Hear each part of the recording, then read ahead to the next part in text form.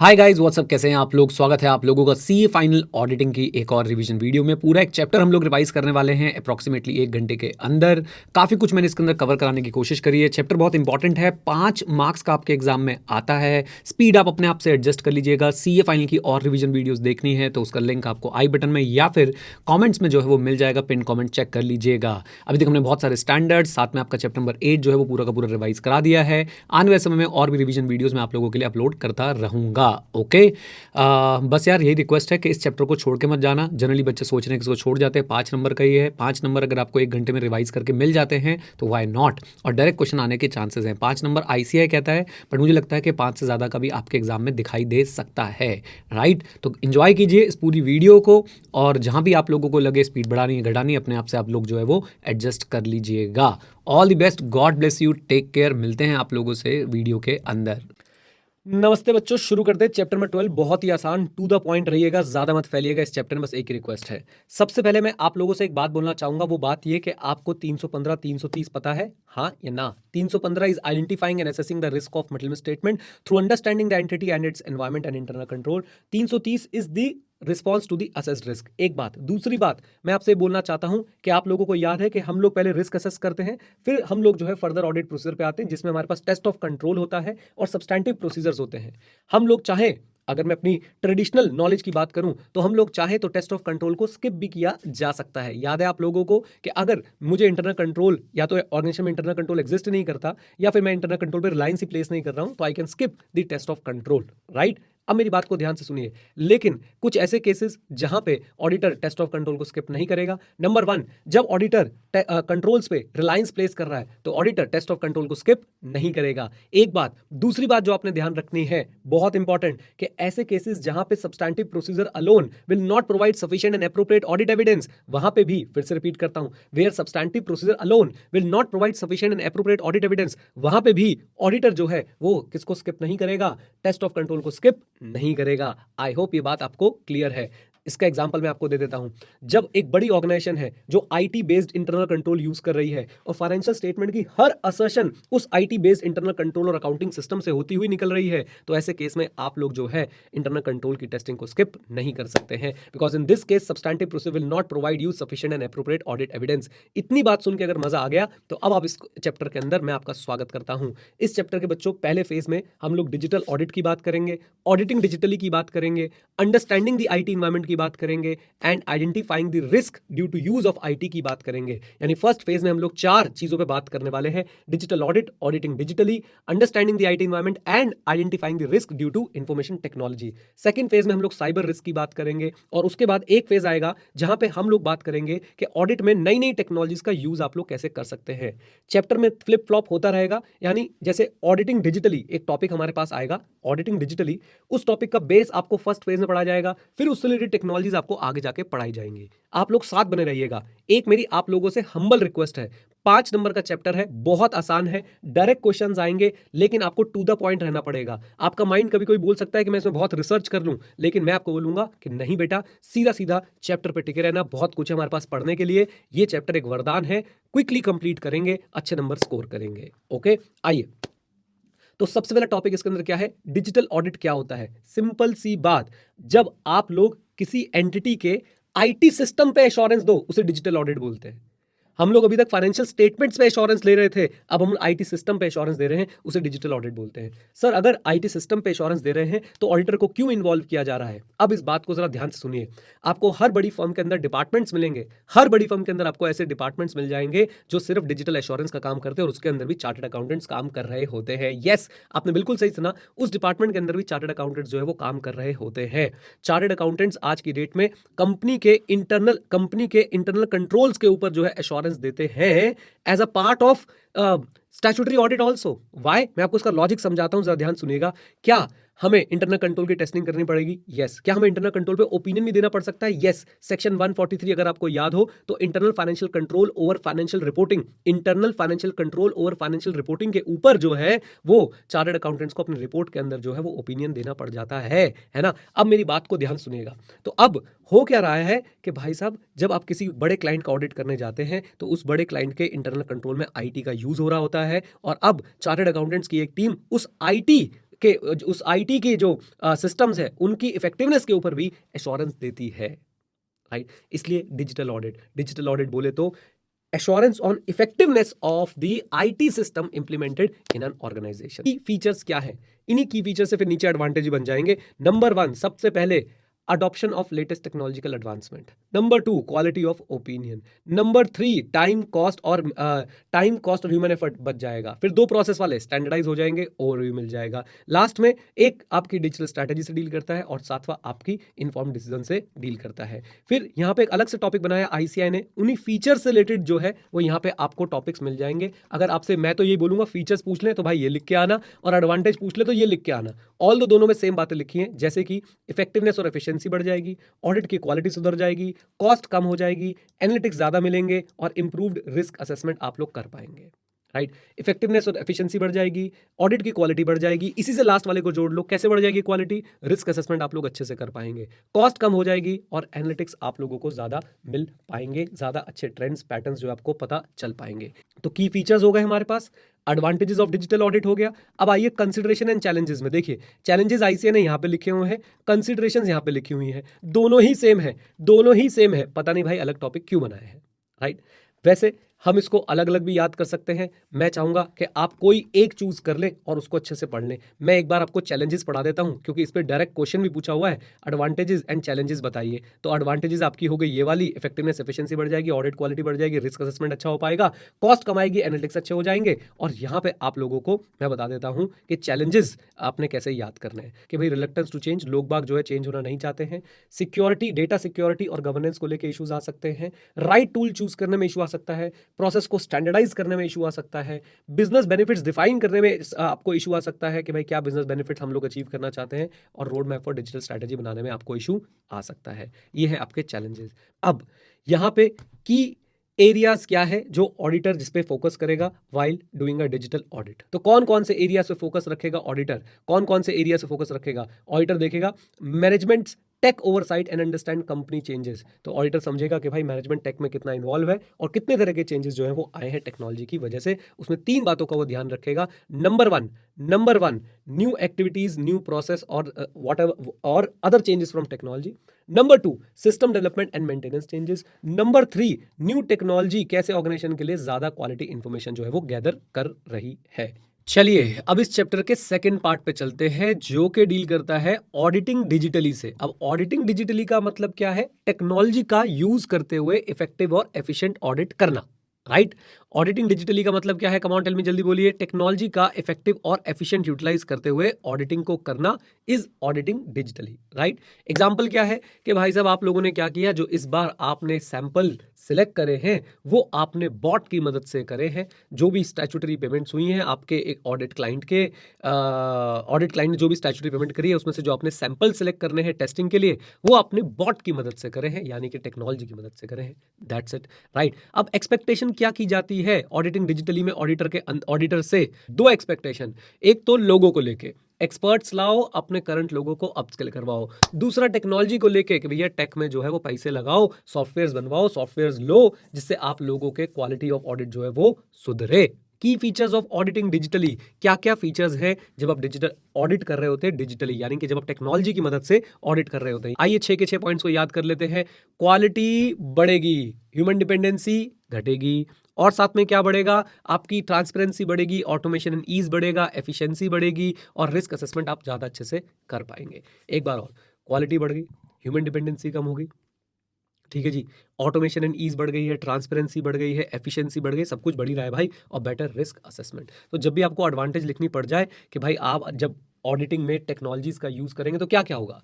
सबसे पहली बात तो भाई ऑडिटिंग की क्वालिटी बढ़ेगी। क्वालिटी के साथ आप लोग रिस्क असेसमेंट को जोड़ सकते हैं कि रिस्क असेसमेंट अच्छे से कर पाएंगे, तभी तो ऑडिट की क्वालिटी बढ़ेगी, राइट। फिर आप लोग क्या कर सकते हैं? आप लोग जो है इसमें जोड़ सकते हैं कि भाई ट्रांसपेरेंसी बढ़ेगी और डिपेंडेंसी ह्यूमन बींग्स पे, मैनुअल डिपेंडेंसी कम होगी, ऑटोमेशन एंड ईज बढ़ जाएगा, एफिशिएंसी बढ़ जाएगी। 4-5 बार ये पॉइंट्स बोलने हैं और जाके एग्जाम में लिख के आ जाने। Consideration of in auditing digitally. फिर कंसिडरेशन क्या क्या है? कंसिडरेशन में सिर्फ क्या बताना है आपको? सिर्फ ये बताना है कि भाई साहब कौन सी प्रॉब्लम सॉल्व करने वाले हो, इतने सारे ऑप्शंस में से क्या आप लोग चूज करोगे?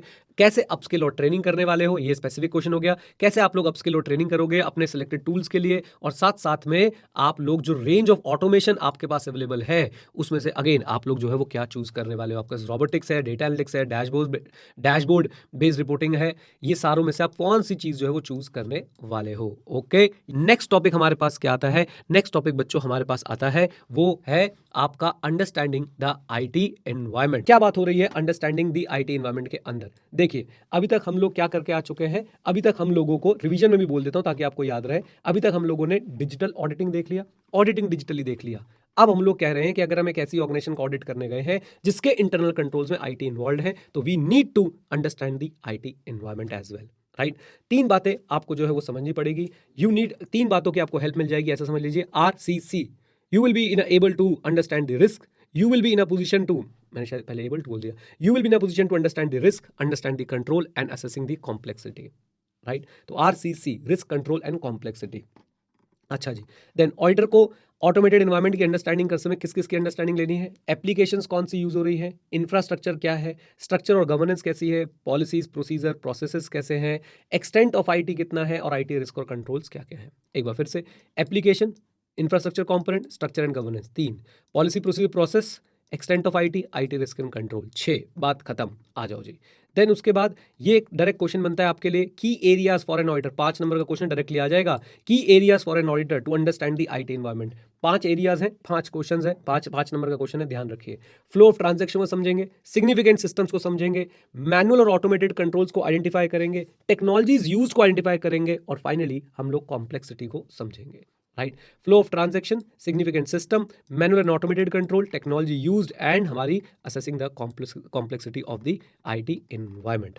चलिए, अब हम लोग नेक्स्ट फेज में जा रहे हैं, और नेक्स्ट फेज में हम लोग क्या करने वाले हैं, we are going to identify the risk from the usage of IT. Basic भूमिका कैसी बनाई हमने कि देखो जी, सबसे पहले आपको क्या करना है, आपकी जो आईटी एप्लीकेशन है उनके नेचर को समझना है, रिस्क साइबर सिक्योरिटी से हो सकता है ये भी समझना है, साथ साथ में कितना ज्यादा एंटिटी कॉम्प्लेक्स ऑटोमेटेड एप्लीकेशंस और सिस्टम्स को यूज कर रही है और उस पर कितना ज्यादा रिलाय कर रही है as a internal control for processing of transaction, इसको भी समझना है। ये तो हो गई भूमिका बनाने की बातें। अब आते मेन क्वेश्चन पे, कौन कौन से रिस्क जो है वो आईटी से आते। तो अनऑथराइज एक्सेस, एक्सेस, फिर चेंजेस वाली बात है, unauthorise changes, failure to update and inappropriate manual intervention, फिर लॉस वाली बात है, data loss, system down time, फिर उसके बाद मल्टीपल एप्लीकेशंस इंटीग्रेट करने में हो रही है दिक्कत, एंड आखिरी में क्या बोलेंगे, रिस्क ऑफ रेगुलेटरी कंप्लायंस। चलिए, ये हमने क्या कर लिया, रिस्क राइजिंग फ्रॉम आईटी को आइडेंटिफाई कर लिया। सबसे पहले आईटी डिपेंडेंसी होती क्या है? सिंपल सी बात है, जब आईटी का यूज किया जाए ट्रांजैक्शंस को इनिशिएट करने के लिए, ऑथराइज करने के लिए, रिकॉर्ड करने के लिए, प्रोसेस करने के लिए, रिपोर्ट्स बनाने के लिए, राइट। तो why is it important to identify IT dependency? हमें पता लगता है कि एंटिटी जो है वो कितना रिलायंस प्लेस कर रही है आईटी के ऊपर, कितना इंटीग्रेटेड है आईटी हमारे बिजनेस एंटिटी के बिजनेस मॉडल में। रिस्क पता लग जाते हैं, कंट्रोल पता लग जाते हैं, अप्रोच हम लोग जो है अच्छी बना पाते हैं। रिस्क पता लग जाते हैं, लास्ट थिंग, रिस्क पता लग जाते हैं, कंट्रोल पता लग जाते हैं, अप्रोच जो है हम अच्छी बना सकते हैं। पहले दो, कितना रिलायंस है, कितना इंटीग्रेशन है, फिर हमें रिस्क पता चल जाएंगे, कंट्रोल पता चल जाएंगे, और हम अच्छी अप्रोच बना पाएंगे। डन। एंड नीडलेस टू से, आईटी डिपेंडेंसी एंटिटी के कंट्रोल को और वो कैसे इंप्लीमेंट होते हैं इसको भी इंपैक्ट करती है। अब मेरी बात को जरा ध्यान से सुनिएगा, जनरल आईटी कंट्रोल में हमेशा के लिए याद रख लीजिए कितनी चीजें आती हैं, 3 चीजें आती हैं, access security, program change, data centre and network operation. Access security, program change, data centre and network operation, right. Access में सिर्फ एक ही बात आती है कि भाई हमने ऑथेंटिकेटेड और ऑथराइज व्यक्तियों को जो है वो एक्सेस देना है। फिर प्रोग्राम चेंज में हमारे सिस्टम्स जब भी मॉडिफाई हों तो वो ऑथराइज्ड हों, ऑथेंटिकेटेड हों, और ऐसे हों कि फाइनेंशियल रिपोर्टिंग ऑब्जेक्टिव्स मीट कर रहे हो। एंड डेटा सेंटर में हमने देखना है कि भाई साहब हमारा प्रोडक्शन सिस्टम, हमारा data centre appropriately backed up है to meet the financial reporting objectives. Done. Program change में एक आधी बात पढ़ा देता हूँ, चेंज मैनेजमेंट पॉलिसी होनी चाहिए, चेंज कैसे होगी, प्रोसीजर, चेंज का प्रोसीजर क्या होगा, development, testing, production environment are segregated for changes to the application configuration. ये सारी बातें किस तरफ इशारा कर रही है कि भाई आपके चेंजेस जो है वो ऑथराइज, ऑथेंटिकेटेड होने चाहिए, एक प्रोसेस के थ्रू होने चाहिए। नाउ ये आपने एक्टिविटीज एक बार पढ़ लेनी है, ऑल्दो आई से इलस्ट्रेशन बोला है, बट फिर भी मैंने आपको एक आइडिया जो है इसका अच्छा दे दिया है। आ जाइए देख लेते हैं जल्दी से हमारे पास कौन कौन सी आईटी डिपेंडेंसीज यहाँ पे प्रेजेंट है। ओके, तो सबसे पहले मैं बात करता हूँ, हमारे पास 5 आईटी डिपेंडेंसीज हैं। सबसे पहले कंट्रोल्स को लेके, रिपोर्ट को लेके, कैलकुलेशन को लेके, सिक्योरिटी को लेके, इंटरफेस को लेके, राइट। तो पहली आईटी डिपेंडेंसी क्या है एंटिटी की, वो है ऑटोमेटेड कंट्रोल्स को लेके कि भाई हमने आईटी की मदद से कंट्रोल्स को ऑटोमेट कर दिया है। अब मैं आपको बताऊंगा ऑडिटर इनको लेके क्या करेगा। देन सेकंड पार्ट आती है रिपोर्ट्स को लेके। आईटी सिस्टम से बहुत सारी रिपोर्ट्स जनरेट होती हैं जिसपे हम लोग डिपेंडेंट होते हैं डिसीजन मेकिंग के लिए, आगे के एनालिसिस के लिए, आगे के कंट्रोल्स के लिए, आगे के एक्शन के लिए। आपका एक और आईटी डिपेंडेंसी आती है कैलकुलेशन को लेके। सिस्टम अपने आप ही चीजें कैलकुलेट कर रहा होता है। प्राइस उसको पता है, उसने एक प्राइस मास्टर से प्राइस उठा लिया, क्वांटिटी आपने डाल दी, अब वो आपको मौका नहीं देगा प्राइस डालने का, वो ऑटोमेटिकली ही प्राइस कैलकुलेट कर देगा। देन हमारी सिक्योरिटी को लेके क्या डिपेंडेंसी है। देखिए सिक्योरिटी जब भी आ जाए ना आईटी में, एक्सेस, सेग्रीगेशन ऑफ ड्यूटी, दो वर्ड्स याद रख लीजिए। तो हम आईटी पे डिपेंडेंट है कि सेग्रीगेशन ऑफ ड्यूटी अच्छे से करेगी, हम आईटी पे डिपेंडेंट है कि भाई ये एक्सेस कंट्रोल्स जो है अच्छे से मैनेज करेंगे, यानी जिसको जितना चाहिए एक्सेस उतना ही मिलेगा, अनऑथराइज व्यक्तियों को नहीं मिलेगा। एंड फाइनली इंटरफेस को लेके हमारी डिपेंडेंसी है। इंटरफेस को लेके डिपेंडेंसी क्या होती है, आप ऐसा समझिए कि आप मॉल में कुछ शॉपिंग करने गए हैं, आपने जब परचेज किया कुछ, तो आपने जो है वहां पे जो पेमेंट करी उसे बोलते हैं पॉइंट ऑफ सेल। वहां पे एक सॉफ्टवेयर रन कर रहा है, फिर उसके बाद आपका अकाउंटिंग सॉफ्टवेयर किसी और कंपनी का है। अब ये दोनों आपस में कम्युनिकेट कैसे करेंगे, सेल यहां से वहां कैसे जाएगी, उसके लिए एक आईटी बेस्ड इंटरफेस बनाया गया होगा, आईटी बेस्ड चैनल बनाया गया होगा। तो अब ये जो इंटरफेस है ये भी आपका सही होना चाहिए क्योंकि we are depending on IT for this interface. Auditor क्या करेगा, तो जैसी ऑडिटर को आईटी डिपेंडेंसी दिखेगी जो रेलेवेंट है फाइनेंशियल इंफॉर्मेशन के लिए, वो क्या करेंगे कि भाई ये जानेंगे कि मैनेजमेंट इनके रिस्क को कैसे रिस्पॉन्ड करती है। मैनेजमेंट कैसे रिस्पॉन्ड करती है, आईटी जनरल कंट्रोल्स बना के। ओके, उसके बाद बहुत इंपॉर्टेंट बात, अब ऑडिटर क्या करेगा, आईटी डिपेंडेंसी जो ऑडिट के लिए रेलेवेंट है उनको इवैल्यूएट करेगा, उनको समझेगा, और ऑडिटर इसके लिए ITGCs को टेस्ट करेगा। भाई if the controls around the IT environment are not implemented और operating effectively it will result in not aligning in ITGCs। तो सिंपल सी बात, अगर आपके सिंपल वर्ड बोलता हूं, ITGCs अगर सही नहीं है तो भाई साहब हम बोलेंगे हम ITGCs पे रिलाई नहीं करेंगे और हम IT डिपेंडेंसीज पे भी रिलाई नहीं करेंगे। हमें आपके ऑटोमेटेड कंट्रोल्स पे, हमें आपके ऑटोमेटेड कैलकुलेशंस पे, रिपोर्ट्स पे, सिक्योरिटी पे और साथ साथ में आपके इंटरफेसेस पे विश्वास नहीं है। क्वेश्चन देख लीजिए क्या आ रहा है यहाँ पे, auditor should scope in ITGCs to test when there are IT dependency identified in the system. Yes, बिल्कुल ऐसे करना चाहिए ऑडिटर को, लेकिन क्वेश्चन ये पूछ रहे briefly describe the type of IT dependency. तो ये पांचों IT डिपेंडेंसीज आपको एक्सप्लेन करके आनी है, automated control, report, calculation, security and interfaces. आइए जी, अब जल्दी से हम लोग साइबर रिस्क रिलेटेड टॉपिक्स को कवर करते हैं। ये मैंने एक छोटा सा चार्ट इंसर्ट किया है आपके नोट्स में ताकि मैं आपको बता पाऊं कि आपके कोर्स में साइबर रिस्क रिलेटेड क्या क्या चीजें कवर है। पॉइंट टू पॉइंट पढ़िएगा, स्पीड में फास्ट रखूंगा। इस चैप्टर को हमने अपनी स्ट्रेंथ बनाना है तो हमें बिल्कुल एकदम टू द पॉइंट होकर पढ़ना पड़ेगा। जैसे कि 5 टॉपिक्स जल्दी से बताता हूं क्या क्या चीजें हैं। साइबर रिस्क क्या होता है, कितने तरह के साइबर अटैक हो सकते हैं, स्टेजेस क्या होती है साइबर रिस्क की, साइबर सिक्योरिटी फ्रेमवर्क में क्या क्या आएगा और कंट्रोल कंसिडरेशंस क्या क्या है। पहली बात, साइबर वर्ड को समझ लेते हैं। साइबर वर्ड बना है कंप्यूटर और इंटरनेट टेक्नोलॉजीज को मिला के। जब भी हम कंप्यूटर और इंटरनेट टेक्नोलॉजीज को मिला के कोई चीज रिप्रेजेंट करना चाहते हैं तो हम लोग उसको साइबर बोल देते हैं। ये बात आपके काम की नहीं थी। अब आ जाइए मेन मुद्दा, व्हाट इज साइबर रिस्क। तो सबसे पहला सवाल है भैया साइबर रिस्क जो है वो होता क्या है। साइबर रिस्क से पहले आप ये समझिए कि साइबर अटैक क्या होता है। साइबर अटैक जब कंप्यूटर्स और इंटरनेट टेक्नोलॉजी का यूज किया जाए और आपके डेटा पे अटैक किया जाए, ऐसा अटैक किया जाए जिससे आपका डेटा लूज हो जाएगा, यानी कि लॉस्ट और डैमेज, डिस्ट्रॉयड, एक्सपोज्ड, डिसेबल्ड, जिससे आपके डेटा पे इंपैक्ट आने वाला है, उसे हम बोलते हैं साइबर अटैक। और साइबर अटैक के होने के चांसेस को बोलते हैं साइबर रिस्क। हम लोग पढ़ रहे हैं cyber risk. Cyber risk basically cyber attack के होने के चांसेस को हम लोग साइबर रिस्क बुलाते हैं। साइबर अटैक क्या होता है, जब हम लोग किसी के नेटवर्क को जब किसी का नेटवर्क को अटैक किया जाए ताकि हम लोग डेटा को डैमेज, स्टील, एक्सपोज, डिसेबल वगैरह जो है वो कर पाए, किसी के कंप्यूटर सिस्टम और नेटवर्क को अटैक किया जाए। आ जाइए, अब आते हैं बिल्कुल एकदम बेसिक टॉपिक्स पे। टाइप ऑफ साइबर अटैक्स, तो पहला है malware. Malware is like kind of installing something in your system so that हम आपके डेटा को एक्सेस कर पाए। तो अब ये टाइप ऑफ मैलवेयर क्या होते हैं जरा देखिए। पहले तो मैलवेयर क्या बताया गया इन्होंने, it's a software that is created with intent to do harm to a computer, network और सर्वर। तो एक सॉफ्टवेयर है। मैलवेयर क्यों बोल रहे हैं, क्योंकि भाई साहब ये जो है वो गंदगी फैलाने वाला है आपके सिस्टम में। एक होता है रैंसमवेयर, यहाँ पे एडवर्सरी यानी कि अटैकर विक्टिम के डेटा को एनक्रिप्ट करता है और डिक्रिप्ट करने के लिए पैसे मांगता है। ईमेल, अनपैच वल्नरेबिलिटी और आपकी पॉलिसी मिसकॉन्फ़िगरेशन की वजह से हो सकता है। फाइललेस मेलवेयर की बात करते हैं। फाइललेस मेलवेयर आप ऐसे समझिए, फाइललेस, कोई फाइल इंस्टॉल नहीं हो रही है, आपके जो लेजिटिमेट टूल्स हैं, आपके जो नेटिव टूल्स हैं, आपके सिस्टम के टूल्स को यूज करके ये आपके सिस्टम को हैक कर लेते हैं, अटैक कर देते हैं। ओके, ट्रोजन क्या है? ट्रोजन जो भी आप बोलना चाहते हैं, तो मैलवेयर हम लोग बोल देंगे, और मैलवेयर के साथ साथ हम लोग बोल देंगे लेजिटिमेट सॉफ्टवेयर जैसा लगता है, ऑपरेटिंग सिस्टम प्रोग्राम जैसा लगता है, राइट। और ये सोशल इंजीनियरिंग के थ्रू जो है इंस्टॉल कराया जाता है, जैसे कि फिशिंग और बेट वेबसाइट्स। ओके, मोबाइल मैलवेयर बहुत सिंपल है। तो यहाँ पे क्या हो रहा है, आपके मोबाइल के अंदर जो है, मोबाइल डिवाइसेस को टारगेट करने के लिए जो हार्मफुल सॉफ्टवेयर बनाए जाए उन्हें बोलते हैं मोबाइल मैलवेयर। तो it's a malware design to target mobile devices. Come on, it's a malware design to target what? Mobile devices. चलो जी, आ जाओ मेरे साथ। Mobileware design to target the mobile devices. Okay, ये कैसे ट्रांसमिट करते हैं? सेम आपको डाउनलोड्स के थ्रू, आपके ऑपरेटिंग सिस्टम वल्नरेबिलिटी, वही अनपैच्ड वल्नरेबिलिटीज के थ्रू, फिशिंग के थ्रू, ये स्मिशिंग क्या होती है अभी मैं आपको बताऊंगा, अनसिक्योर्ड वाईफाई के थ्रू, इन सब चीज़ों के थ्रू जो है आपका मोबाइल मैलवेयर जो है वो इंस्टॉल कर दिया जाता है, राइट। याद रखें, हम लोग पढ़ क्या रहे हैं? हम लोग पढ़ रहे हैं टाइप्स ऑफ साइबर अटैक, जिसमें सबसे पहले हमने मैलवेयर की बात करी। मैलवेयर में हमारे पास रैंसमवेयर, फायरलेस मैलवेयर, ट्रोजन और मोबाइल मैलवेयर आ गया। अब डिनाइल ऑफ सर्विस अटैक मैं आपको बताता हूँ। Denial of service attack, flood कर दिया जाता है किसको? नेटवर्क को फॉल्स रिक्वेस्ट से, जिससे बिजनेस डिसरप्ट हो जाता है। आप डेली रूटीन टास्क अब ऑपरेट नहीं कर पाते हैं, आपसे कोई रैंसम नहीं मांगी जा रही, आपका कोई डेटा नहीं लिया जा रहा, लेकिन एट द सेम टाइम आपके टाइम, मनी और अदर रिसोर्सेज जो है वो दब के वेस्ट हो जाते हैं। अब आते हैं सबसे कॉमन चीज पे, मुझे लगता है इस पे क्वेश्चन बन सकता है, फिशिंग अटैक। फिशिंग अटैक्स क्या होते हैं, जरा मैं आपको समझाने की कोशिश करता हूं, जरा साथ दीजिएगा। सोशल इंजीनियरिंग यूज की जाती है, आप लोगों को लुभाया जाता है email, SMS, phone, social media के थ्रू कि भाई आओ और हमारे इस लिंक पे क्लिक करो। आप लिंक पे क्लिक करते हैं, आपसे सेंसिटिव इन्फॉर्मेशन मांग ली जाती है, आपका अकाउंट नंबर हो सकता है, क्रेडिट कार्ड डिटेल्स हो सकती हैं, और उसके बाद फिर उसका मिस यूटिलाइजेशन जो है वो किया जाता है। जाम तारा के बारे में आपने सुना है या नहीं?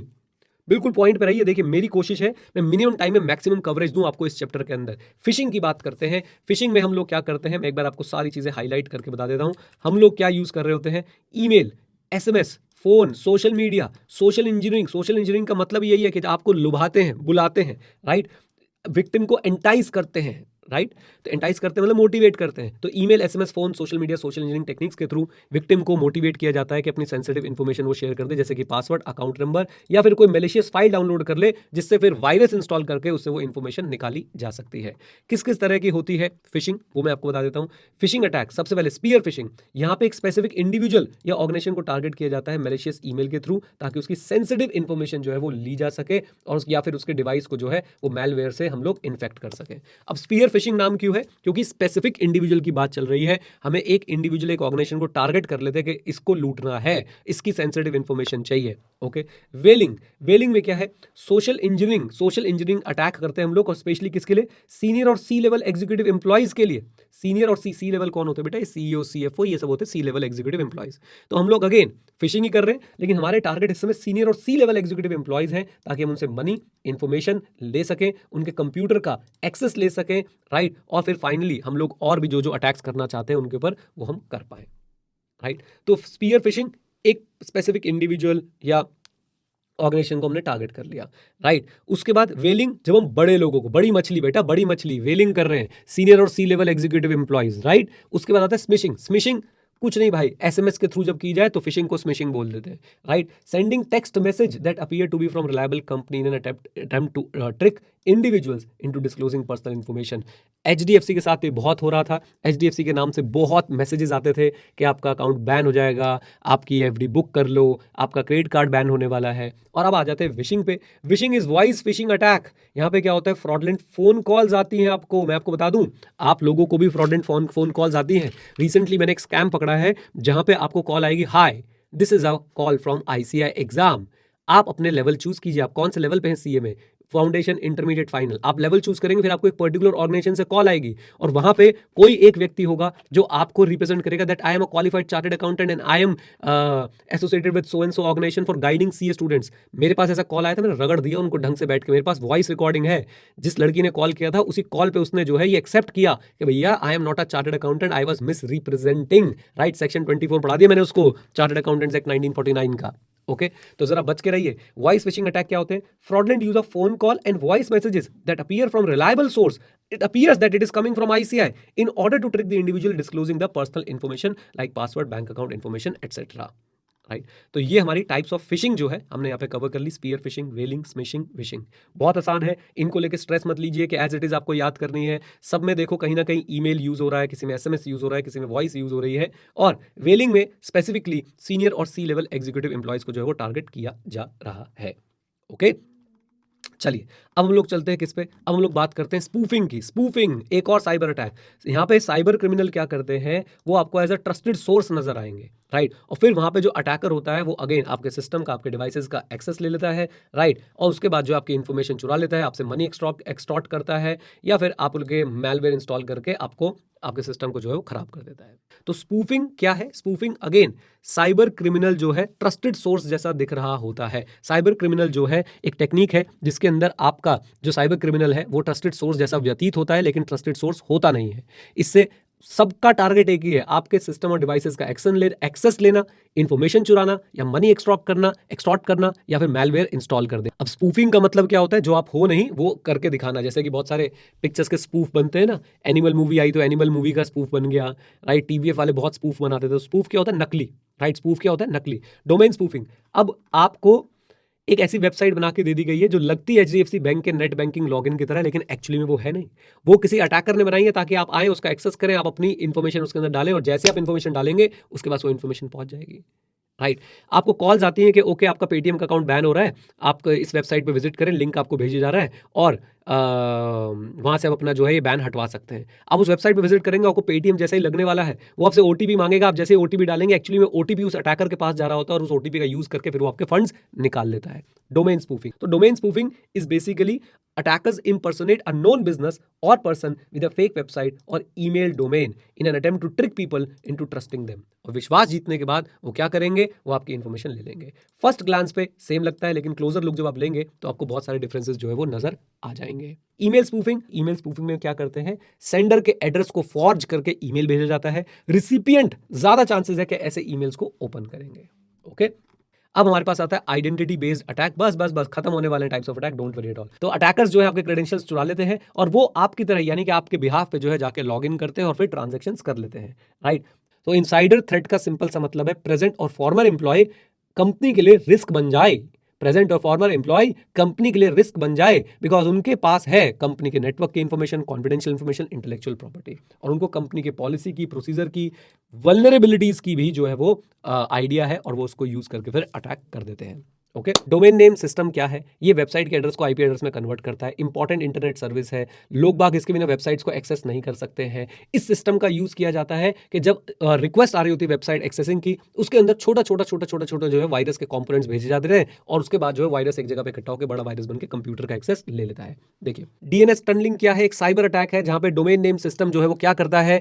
क्वेरीज, डोमेन नेम्स, जहां पे अटैकर क्या करता है? डोमेन नेम सिस्टम क्वेरी और रिस्पॉन्स का यूज करता है सिक्योरिटीज को बायपास करने के लिए और डेटा और कोड को नेटवर्क में डालने के लिए, राइट। दिस टनल, ये टनल बना लेता है अपना नेटवर्क पहुंचाने के लिए। Provides hacker a route to unleash, छोड़ना, malware and extract data, IP और other sensitive information by encoding it bit by bit in a series of DNS responses, right. तो बेसिकली एक टनल क्रिएट कर लेता है, उस टनल के through जो है वो मैलवेयर भेजता रहता है, और उससे जो है वो वापस इंफॉर्मेशन आपके सिस्टम से मंगवाता रहता है। आईओटी बेस्ड अटैक क्या है? ऐसा साइबर अटैक जो किसको टारगेट करता है? इंटरनेट ऑफ थिंग्स को, जो उनसे डिवाइसेस होते हैं, आईओटी डिवाइसेस होते हैं, उनको टारगेट करता है। आईओटी डिवाइसेस, मैंने आपको एग्जांपल दिया, आपका एलेक्सा, आपके घर में इंस्टॉल्ड सीसीटीवी कैमरा, जो कि अगेन एमआई का या और किसी कंपनी का हो सकता है। Once compromise, hacker can assume the control of the device, तो उसके पास कंट्रोल आ जाता है, फिर वो डाटा स्टील कर सकता है और join a group of infected devices, right. तो वो उसको और अपने ग्रुप में जो है वो ऐड कर सकता है। स्टेजेस ऑफ साइबर रिस्क, बहुत आसान टॉपिक है, 3 स्टेजेस होती हैं, जल्दी से कवर कर जाएंगे, और साथ में समरी भी इसकी बना लेंगे रिवीजन पर्पस के लिए।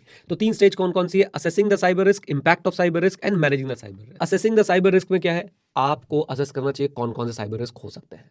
कॉमनली 3 साइबर रिस्क हो सकते हैं। नंबर 1 आपका रैंसमवेयर, नंबर 2 आपके फिशिंग अटैक्स, नंबर 3 ऐसी कोई मैलिशियस एक्टिविटी जिसके थ्रू अनइंटेंडेड या अनइंटेंशनली इंफॉर्मेशन जो है वो बाहर निकल जाए या फ्रॉड के चांसेस जो है वो बन जाए। देन सेकंड पॉइंट पे चलते हैं हम लोग, इंपैक्ट। ये इंपॉर्टेंट है, इसमें मुझे लगता है कि क्वेश्चन डायरेक्ट बन सकता है कि भाई इंपैक्ट क्या होता है साइबर रिस्क का। तो ये हो गया इंपैक्ट की बातें, और इसको आप लोग कैसे याद करेंगे हम आपको बताते, डोंट वरी एट ऑल।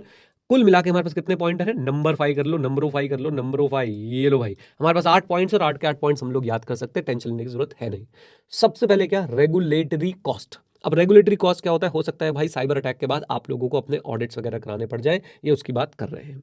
उसके बाद बिजनेस इंटरप्ट हो सकता है, डेटा लॉस हो सकता है। तो regulatory cost, business interruption, data loss, सिर्फ 3 ही याद करो ना, सिर्फ 3 ही याद करो। Regulatory cost, business interruption, data loss. अच्छा, उसके बाद रैंसमवेयर और theft, IP theft. Ransomware obviously आपको रैंसम पे करनी पड़ सकती है। आईपी थेफ्ट में आपको कॉम्पिटिटिव एडवांटेज आपकी बिजनेस की खत्म हो सकती है, क्योंकि आपकी वेबसाइट किसी और वेबसाइट पे डायरेक्ट हो चुकी है, उससे आपको नुकसान हो सकता है। ओके, देन लास्ट में आपको एक रिस्पॉन्स कॉस्ट भी आ सकती है, एक रिस्पॉन्स कॉस्ट भी आ सकती है। लोगों का डेटा आपकी वेबसाइट से लीक हो सकता है, आपके ऊपर फाइन्स एंड पेनल्टीज लग सकती है। थर्ड स्टेज बच्चों हमारे पास क्या है? वो है managing the cyber risk. Very easy, कुछ नहीं करना, कॉम्प्रिहेंसिव अंडरस्टैंडिंग लो साइबर रिस्क की, अपनी प्रोग्राम और कैपेबिलिटीज देखो, अपने ऑब्जेक्टिव्स को, आप भाई साहब प्राइवेसी को लेकर बहुत ज्यादा स्ट्रिक्ट हो तो आपकी साइबर सिक्योरिटी भी उसके साथ अलाइंड होनी चाहिए। तो आपकी साइबर सिक्योरिटी को अपने ऑब्जेक्टिव के साथ अलाइन करो, और उसके बाद जो है क्या करो, अपने रिस्क को अंडरस्टैंड करो और देखोगे कैसे आप उसको कम कर सकते हो। साइबर सिक्योरिटी फ्रेमवर्क की बात करते हैं कि साइबर सिक्योरिटी फ्रेमवर्क है क्या। साइबर सिक्योरिटी फ्रेमवर्क में बेसिकली हम ये देखते हैं कि भाई कंपनी कैसे आइडेंटिफाई करती है, प्रोटेक्ट करती है, सेफगार्ड करती है अपने एसेट्स को रिस्क से, राइट। मैनेजमेंट की प्रिपेयर्डनेस क्या है? Detect the attack, anomalies and responsiveness to the adverse event. In simple words भाई, कंपनी जो है वो क्या पॉलिसीज बनाती है रिस्क से बचने के लिए, रिस्क को आइडेंटिफाई करने के लिए, रिस्क को रिस्पॉन्ड करने के लिए। और इसके अंदर कितने स्टेप्स आते हैं? बहुत आसान है, मैंने इसके सारे स्टेप्स यहाँ पे आपके लिए समरी फॉर्म में पहले ही लिख दिए हैं, लास्ट में रिवीजन के टाइम पे हम लोग इसको यूज कर लेंगे। तो cyber security framework: identify the risk, protect the risk, detect the risk, respond to the risk and recover from the risk. Identify, protect, detect, recover, respond and recover. तो सबसे पहले आइडेंटिफाई करना है, अपने आप को बचाना है, राइट। अगर नहीं बचा पाए तो भाई अब डिटेक्ट करना पड़ेगा कि भाई रिस्क हो गया, उसके बाद उसको रिस्पॉन्ड करना पड़ेगा, और फिर उससे हमें क्या करना पड़ेगा? रिकवर जो है वो करना पड़ेगा। सबसे पहले बात करते हैं आइडेंटिफाई द रिस्क। आपने रिस्क को एसेस करना है और मैनेजमेंट की स्ट्रैटेजी बनानी है। आपने एसेट मैनेजमेंट करनी है, maintain and periodically review the inventory of, यहाँ पे मैं आगे लिख देता हूँ, इंफॉर्मेशन एसेट।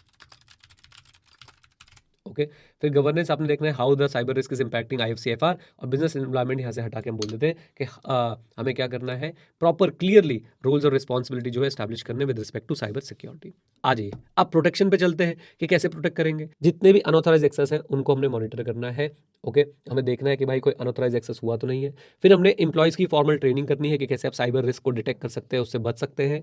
और फिर हमने डेटा सिक्योरिटी कंट्रोल्स को भी लगाना है। थर्ड स्टेज पे आते हैं, डिटेक्ट द रिस्क। टेंशन लेने की जरूरत नहीं है, बहुत ज्यादा आसान है। नेक्स्ट पे चलते हैं, अब रिस्पॉन्ड टू द रिस्क। अब आ गई रिस्पॉन्स की बात। तो proper planning, proper communication, impact और सिवियरिटी को हम लोग कंसिडर करेंगे, और रिस्क के इंपैक्ट को मिटिगेट करने की, कम करने की कोशिश करेंगे, और कैसे इंप्रूव कर सकते हैं इसके बारे में सोचेंगे। इंप्रूवमेंट थोड़ा सा यहाँ पे भी आ जाता है और रिकवर फ्रॉम रिस्क के अंदर भी आ जाता है, आपको स्ट्रेस लेने की जरूरत है नहीं। तो आपके पास एक रिकवरी प्लानिंग होनी चाहिए, वो रिकवरी प्लान सबको प्रॉपर्ली कम्युनिकेट होना चाहिए। फिर हम लोग यहीं पे रिस्क का इंपैक्ट और सिवियरिटी भी कंसिडर करेंगे उस रिकवरी प्लानिंग को करते समय, और हम लोग देखेंगे कैसे हम उस रिस्क से होने वाले नुकसान को, उस रिस्क से आने वाली कॉस्ट को, चाहे वो आपकी लिटिगेशन कॉस्ट हो, रेगुलेटरी इन्वेस्टिगेशन कॉस्ट हो, या एक्शन, रेमेडियल एक्शन लेने वाली कॉस्ट हो, कैसे हम उसको जो है वो मिनिमाइज कर सकते हैं। Finally recovery from the risk, कैसे हम लोग जो है रिस्क से रिकवर करने वाले हैं। वेरी सिंपल, हम लोग यहाँ पे बनाएंगे एक प्लान कि हम लोग रिस्क से कैसे रिकवर करने वाले हैं, और हम लोग देखेंगे कि हमें क्या नेसेसरी इंप्रूवमेंट्स की जरूरत है कि आगे ऐसे ब्रीचेस ना हो। आ जाओ जी। तो control consideration for cyber risk में हमारे पास कितनी बातें आती हैं? 3 बातें आती, 3 एग्जाम्पल है, वेंडर सेटअप को लेके, इलेक्ट्रॉनिक ट्रांसफर को लेके, और पैच मैनेजमेंट को लेके। Vendor setup, electronic transfer, patch management. Vendor setup को लेके सबसे पहले कोई ना कोई व्यक्ति रिस्पॉन्सिबल होना चाहिए for modification in the vendor master data. तो कौन है वो व्यक्ति, हमें ये पता होना चाहिए। क्या कम्युनिकेशन चैनल्स यूज किए जाते हैं वेंडर मास्टर डेटा को अपडेट करने के लिए? अगर हाँ, तो उन कम्युनिकेशन चैनल्स पे multi factor authentication, dual factor authentication जो है वो लगा होना चाहिए। फिर क्या सिस्टम्स और टेक्नोलॉजीज हैं जो यूज की जा रही हैं इस तरह के चेंजेस को इनिशिएट, ऑथोराइज, रिकॉर्ड करने के लिए, प्रोसेस करने के लिए। फिर क्या ऑथेंटिकेशन प्रोटोकॉल डिफाइंड है for modification in the vendor master data. ये 2 बातें, टेक्नोलॉजीज और सिस्टम और ऑथेंटिकेशन प्रोटोकॉल, ये आप कहीं भी यूज कर सकते हैं, कोई टेंशन की बात नहीं है। जैसे कि अगर मैं नेक्स्ट अपने एग्जांपल की बात करूं, controls around electronic transfer of funds. तो सबसे पहली बात, क्या वायर ट्रांसफर करने वाले लोगों को थ्रेट्स की नॉलेज है? For example common phishing scams related to payment requests. Okay, दूसरी बात फिर वही आ जाएगी, क्या टेक्नोलॉजीज और सिस्टम्स यूज किया जाता है किसके लिए? अब बस अब वायर ट्रांसफर के लेके बोल दीजिए, क्या टेक्नोलॉजीज और सिस्टम यूज किए जाते हैं वायर ट्रांसफर की रिक्वेस्ट को इनिशिएट करने के लिए, ऑथराइज करने के लिए, प्रोसेस करने के लिए, रिलीज ऑफ फंड को लेके। और ऐसे ही क्या ऑथेंटिकेशन प्रोटोकॉल डिफाइंड है to verify the wire transfers, जैसे कि dual authentication etcetera. And last but not the least point हमारे पास क्या था, controls around patch management. Patch management क्या होता है मैंने आपको क्लास में बता दिया था। पैच इज बेसिकली आपका एक वल्नरेबिलिटी जो आपके सॉफ्टवेयर के अंदर रह गई, जिसकी वजह से आपके डेटा को जो है नुकसान पहुंच सकता है, आपके सिस्टम को जो है नुकसान पहुंच सकता है। तो एंटिटी के पास कोई पैच मैनेजमेंट प्रोग्राम है क्या? एंटिटी क्या periodically vulnerability स्कैन करती है to find out the areas where patches are not applied, and finally company को एक्सटर्नल पार्टी से पैचेस की इंफॉर्मेशन जो है वो कैसे मिलती है, how is entity notified of patches by the external vendor. Okay, चलो जी, तो ये हमारा टॉपिक हो जाता है कंप्लीट, और यहाँ पे हमारा आधा चैप्टर जो है वो फिनिश हो चुका है। चलिए बात कर लेते हैं जल्दी से रिवीजन की, रिमोट ऑडिट को लेके। तो भाई साहब, रिमोट ऑडिट क्या है? जब ऑनलाइन और इलेक्ट्रॉनिक मींस यूज किए जाएं ऑडिट करने के लिए तो उसे रिमोट ऑडिट बोलते हैं। ये पार्शियल रिमोट ऑडिट भी हो सकता है, कंप्लीट रिमोट ऑडिट भी हो सकता है। यहाँ पे टेक्नोलॉजी का यूज करते हैं एविडेंस को गैदर करने के लिए। इसके अंदर 3 कंसिडरेशन पे अपना ध्यान देना है: feasibility and planning, confidentiality, security and data protection, and risk assessment. Feasibility and planning की बात करूं तो ध्यान से सुनिए, ऑडिट स्केड्यूल आपको जो है वो डिस्कस करना है। प्लानिंग मतलब प्लानिंग के समय आपको audit schedule, meeting platforms, data exchange method, exchange और आपका एक्सेस ऑथराइजेशन के वाले चीज़ों के बारे में आपने बातचीत करनी है। दोबारा बोल देता हूँ, प्लानिंग के टाइम पे आपने क्या करना है, audit schedule, meeting platform, data exchange method और एक्सेस ऑथराइजेशन रिक्वेस्ट पे फोकस करना है। अच्छा जी, उसके बाद आप लोगों ने क्या करना है, उसके बाद आपने देखना है कि भाई क्या ऑडिटर ऑडिटी के पास कॉम्पिटेंस और रिसोर्सेज है या नहीं। एग्जीक्यूशन फेज में वीडियो और टेलीकॉन्फ्रेंसिंग यूज कर लेंगे, और डॉक्यूमेंटेशन जो है वो हम ट्रांसफर कर देंगे through a document sharing platform. तो याद रखिए 3 कंसिडरेशन है। पहला था फिजिबिलिटी एंड प्लानिंग। सबसे पहले प्लानिंग के टाइम पे audit schedule, meeting platform, data exchange method, access authorisation request. फिर उसके बाद ऑडिटर ऑडिटी की कॉम्पिटेंसी रिसोर्सेज। एग्जीक्यूशन के फेज में वीडियो, टेलीकॉन्फ्रेंसिंग, और डॉक्यूमेंटेशन कैसे करेंगे हम लोग, वो भी हम लोग यहाँ पे देख लेंगे। Documentation will be transfer through documentation sharing platform. Then confidentiality, security और डेटा प्रोटेक्शन की बात करते हैं। यहाँ पे हम लोगों ने क्या करना है, डॉक्यूमेंटेशन शेयरिंग प्लेटफॉर्म का एक्सेस रिस्ट्रिक्टेड होना चाहिए, डेटा जो भी हो वो एनक्रिप्टेड होना चाहिए। ऑडिटर को लोकल लॉ, लेजिस्लेशन और रेगुलेशंस को ध्यान में रखना चाहिए। स्क्रीनशॉट ऑडिट एविडेंस की तरह यूज नहीं होंगे तो पहले आप लोगों को क्या करना पड़ेगा, आप लोगों को पहले परमिशन ले लेनी पड़ेगी। किससे? ऑडिटी से। ओके, और आप लोग जब भी आईटी सिस्टम एक्सेस करेंगे ऑडिटी का तो उसे वीपीएन के थ्रू करिएगा, वर्चुअल प्राइवेट नेटवर्क, जो क्या करता है, जो ये इंश्योर करता है कि आपका जो एक्सेस है, आप जो नेटवर्क एक्सेस कर रहे हैं वो सिक्योर है, एनक्रिप्टेड है, और अनऑथराइज्ड यूजर उस नेटवर्क पे नहीं आएंगे। ओके, रिस्क असेसमेंट में कुछ नहीं है। ऑडिट ऑब्जेक्टिव अचीव होने का रिस्क को आप आइडेंटिफाई, असेस और मैनेज करेंगे। उस रिस्क को आप उस रिस्क के असेसमेंट को आप कंडक्ट करेंगे और डॉक्यूमेंट भी करेंगे। एडवांटेज की बात करते हैं तो रिमोट ऑडिट में कॉस्ट और टाइम बच जाता है, फ्लेक्सिबिलिटी ज़्यादा होती है, ज़्यादा समय होता है आपके पास ऑडिट एविडेंस गैदर करने का, साथ साथ में डायरेक्ट एक्सेस मिल सकता है आपको आईटी सिस्टम का, जिससे अच्छे से रिस्क असेस हो सकता है, और सिलेक्शन ऑफ ऑडिटर को लेके क्लाइंट के पास एक चॉइस रहती है, ग्लोबल ऑडिटर्स जो है वो हायर कर सकता है। अच्छा, ये डिसएडवांटेज क्या है? सबसे पहला डिसएडवांटेज भाई साहब, नेटवर्क इशू की वजह से आपके इंटरव्यूज और मीटिंग्स जो है वो डिसरप्ट हो सकते हैं। राइट, आपको मौका नहीं मिलता है विजुलाइज करने का क्लाइंट की फैसिलिटी को, बॉडी लैंग्वेज को, सिस्टम्स को, तो वो एक आपके लिए अंडरस्टैंडिंग ऑफ द एंटिटी में एक हिंड्रेंस पैदा हो जाता है। राइट, ज़्यादा मैनिपुलेशन के चांसेस है क्लाइंट की तरफ से, डॉक्यूमेंट में पीडीएफ वगैरह आनी है, ओरिजिनल कॉपी आप चेक नहीं कर पाएंगे। राइट, हो सकता है आपको कंप्लीट एक्सेस ना मिले, साथ साथ में कल्चरल चैलेंजेस आएंगे, आपको उनके लोकल लॉ रेगुलेशन के बारे में शायद नहीं पता होगा, कस्टम्स के बारे में नहीं पता होगा, एंड फाइनली आप लोग जो है कुछ प्रोसीजर जैसे कि फिजिकल इन्वेंट्री काउंट को अटेंड करना, ये सारे प्रोसीजर आप लोग अटेंड नहीं कर पाएंगे। राइट, मैं कंप्लीटली फास्ट तरीके से एक बार एडवांटेज डिसएडवांटेज दोनों रिपीट कर देता हूँ। Cost and time effective, flexibility, ज़्यादा समय मिलेगा एविडेंस गैदर करने के लिए, डायरेक्ट एक्सेस आईटी सिस्टम का मिलेगा, सिलेक्शन ऑफ ऑडिटर क्लाइंट जो है आसानी से कर पाएगा। देन नेटवर्क इश्यूज़ की वजह से डिसएडवांटेज, नेटवर्क इश्यूज़ की वजह से इंटरव्यू मीटिंग डिसरप्ट हो सकते हैं, आप ऑर्गेनाइजेशन को समझने में थोड़ा सा जो है पीछे रह सकते हैं, आप उनके कल्चर को, आप उनके फैसिलिटीज़ को, आप उनकी बॉडी लैंग्वेज को अच्छे से हो सकता है ना समझ पाए। देन डॉक्यूमेंट्स के मैनिपुलेट होने की चांसेस ज़्यादा है, हो सकता है कंप्लीट आईटी सिस्टम का एक्सेस ना मिले। कल्चरल चैलेंज आएंगे, आपको लोकल लॉ और रेगुलेशन का नहीं आइडिया होगा, जिसका इंपैक्ट आ सकता है ऑडिट पे, और कुछ ऑडिट प्रोसीजर जैसे कि फिजिकल वेरिफिकेशन आप लोग अप्लाई नहीं कर पाएंगे। Now moving to the next topic, emerging technologies in audit. हमारे पास डेटा एनालिटिक्स टेक्निक की बात होती है। देखिए, डेटा एनालिटिक्स के बारे में ना एक बात समझ लीजिए, डेटा एनालिटिक्स में हम क्या करते हैं, बहुत बड़ी इंफॉर्मेशन में से इंसाइटफुल डेटा को जो है हम लोग निकाल के लेके आते हैं। कोर तो यही है। राइट, ऑडिट में क्यों यूज करते हैं? ताकि ऑडिटर की एफिशिएंसी और इफेक्टिवनेस बढ़ जाए। एफिशिएंसी मतलब बहुत बड़ा डेटा क्लाइंट ने दिया है, तो उस बड़े डेटा में से आप लोग जो है again exception, anomalies, risk areas जो है वो आसानी से ढूंढ पाएं। ओके, इफेक्टिवनेस कैसे बढ़ती है? जब आप लोग बहुत बड़े डेटा को एनालाइज कर पाएंगे तो आप लोग जो है डेफिनेटली अपने ऑडिट में जो ओपिनियन है उसके सही होने के चांसेस जो है वो आप बढ़ाते चले जाएंगे, ऑडिट रिस्क को रिड्यूस कराते चले जाएंगे। आइए अब पढ़ लेते हैं। तो डेटा एनालिटिक्स से आपको मीनिंगफुल इन्फॉर्मेशन मिलती है through process tools and techniques. आप लोग क्या करते हैं, आप लोग लार्ज डेटा डेट्स में, लार्ज डेटा डेट नहीं भाई, लार्ज डेटा सेट में से, लार्ज डेटा सेट में से आप लोग जो है वो डिस्कवर कर पाते हैं actionable insight, trend, draw conclusion and make informed decision. ये तो हो गई डेटा एनालिटिक्स की बात, राइट। अच्छा जी, अब ऑडिट एनालिटिक्स यानी कि डेटा एनालिटिक्स को जब आप लोग ऑडिट में लगाते हैं तो उससे आपकी एफिशिएंसी बढ़ जाती है, फाइंडिंग ज़्यादा सही होने के चांसेस बढ़ जाते हैं। आप एनॉर्मस वॉल्यूम ऑफ डेटा को जो है वो क्या कर सकते हैं, आप आसानी से जो है वो ऑडिट कर सकते हैं, right. Effectively audit the enormous volume of data. Okay, then data analytics को हम लोग ऑडिट में यूज करते हैं, उन्हें बोलते हैं computer assisted audit techniques, right. और इसमें हम लोग क्या करते हैं, डिफरेंट एनालिटिकल टूल और विजुअलाइजेशन टूल्स को यूज करते हैं ताकि हम लोग जो है अपने ऑडिट की क्वालिटी को इंप्रूव कर पाए। बेनिफिट्स क्या है, बहुत सिंपल, पैटर्न्स को एनालाइज कर पाएंगे, एनॉमलीज को ढूंढ पाएंगे और यूजफुल इन्फॉर्मेशन को एक्सट्रैक्ट कर पाएंगे। क्या क्या हमारे पास टूल्स हैं, ACL, ऑल्ट्रेक्स, पावर BI, केसवेयर, ये 4 टूल्स आपको जो है समझाएंगे। ACL में क्या होता है, आप लोग क्या करते हैं, डेटा को एक्सट्रैक्ट करते हैं, किसके लिए, फ्रॉड डिटेक्शन के लिए। आप लोग इरेगुलरिटीज़ को बहुत आसानी से जो है वो ढूंढ सकते हैं, राइट। और आप लोग कंप्लीट डेटा सेट को जो है अगेन एनालाइज कर सकते हैं, जो आपको क्लाइंट ने दिया होता है, जिसे बोलते हैं डंप, जनरल लेजर डंप आपको जो देते हैं उसको आप आसानी से जो है वो एनालाइज कर सकते हैं, राइट। तो फिर से बोल देता हूँ, ACL एनालिटिक्स क्या है, एक data extraction and analysis software है जो फ्रॉड डिटेक्शन, प्रिवेंशन और रिस्क मैनेजमेंट के लिए यूज होता है। ओके, ये क्या करता है, लार्ज डेटा को सैंपल करता है, उसमें से इरेगुलरिटीज और पैटर्न्स ढूंढने की कोशिश करता है जिससे वीकनेस या फ्रॉड का पता लग सके, राइट। फिर हम इससे क्या करते हैं, कंप्लीट डेटा सेट को क्या कर लेते हैं, एनालाइज कर लेते हैं ताकि हम लोग ट्रायल बैलेंस, रिकंसिलेशन वगैरह जो है परफॉर्म कर पाए। ऑल्ट्रिक्स का एग्जांपल वो लॉजिस्टिक वाला याद रखिएगा, एक बहुत बड़ी लॉजिस्टिक कंपनी है। लॉजिस्टिक कंपनी के आपने क्या किया, सारी रेवेन्यू एंट्री को अगर एनालाइज करेंगे मैनुअली तो कितना समय लग जाएगा, लेकिन आप ऑल्ट्रिक्स की मदद से उनको झट से जो है एनालाइज कर सकते हैं और पता लग सकता है आपको कि उन रेवेन्यू एंट्रीज में कहाँ पे कौन से एरिया में जो है गलती है। फॉर एग्जांपल ऐसा हो सकता है कि भाई साहब कहीं कॉन्ट्रैक्ट्स में जो है पुराना रेट लगा होता है और उसी रेट को जो है वो यूज़ करके जो है वो रेवेन्यू निकाला गया है, जिससे कि आपका रेवेन्यू अंडरस्टेटेड आ रहा है। अब ये बात मैनुअली करने में आपको बहुत टाइम लग जाता है, लेकिन ऑल्ट्रिक्स जो है वो आपके लिए काम बहुत आसानी से कर सकता है। आइए अब मेन पॉइंट्स पे आ जाते हैं।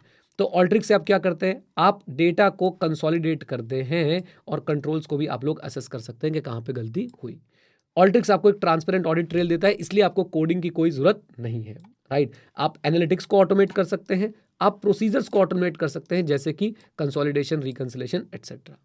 4 बातें, आप डेटा को कंसोलिडेट कर सकते हैं, आप ट्रांसपेरेंट ऑडिट ट्रेल आपको मिलती है, कोडिंग की जरूरत नहीं है, आप एनालिटिक्स को ऑटोमेट कर सकते हैं, आप प्रोसीजर्स को ऑटोमेट कर सकते हैं। पावर बीआई डेटा एग्रीगेट करने के लिए, एनालाइज करने के लिए, विजुलाइज करने के लिए, शेयर करने के लिए एक टूल है। इससे आप लोग आउटलायर्स को ढूंढ सकते हैं। बेसिकली आप करते हैं कि आपको डेटा मिलता है, उस डेटा को जो है डैशबोर्ड्स में कन्वर्ट करते हैं, डैशबोर्ड्स को आप लोग विजुलाइज कर सकते हैं जहाँ से आपको ट्रेंड्स और पैटर्न्स मिल जाते हैं। That's it.